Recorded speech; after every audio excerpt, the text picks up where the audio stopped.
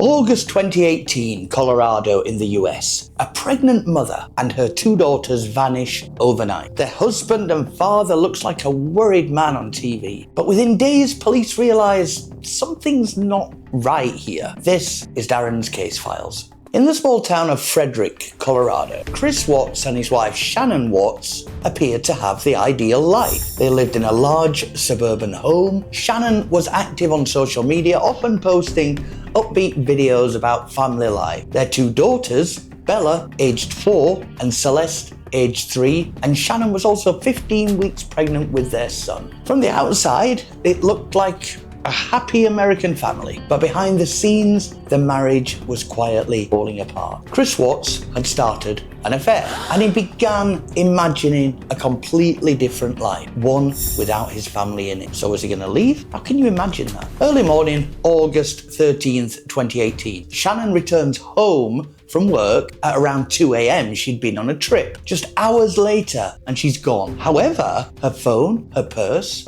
her car are still at the house. A friend trying to reach her, but getting no response, calls the police. Officers arrive. Chris Watts appears calm. He says Shannon left after an argument, but something already feels wrong.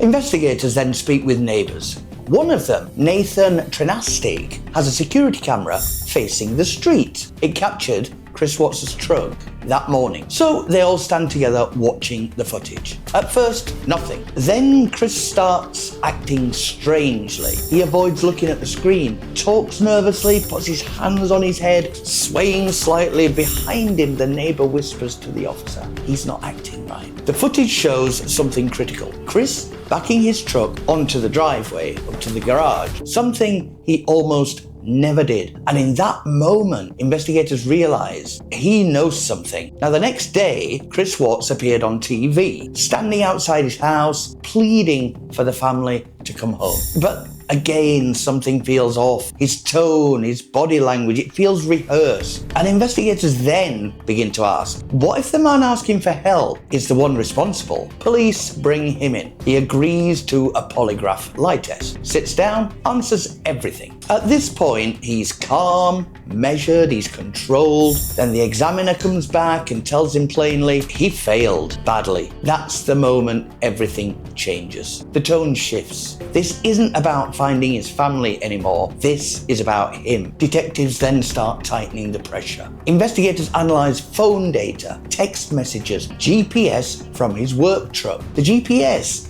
places him at a remote oil site, piece by piece. His story begins to fall apart. And then he cracks. Not with the truth, but with just enough to arrest him. August 15th, 2018, just 2 days after they vanished, Chris Watts is taken into custody. At the remote oil site, they find Shannon buried, and nearby 2 oil tanks. Inside them, Bella and Celeste. The man who was pleading on TV knew where they were all along. Chris Watts pleads guilty. 5 life sentences. He is now held at Dodge Correctional Institute. Their house still stands, a reminder that sometimes the most terrifying crimes come from inside the home. Until next time.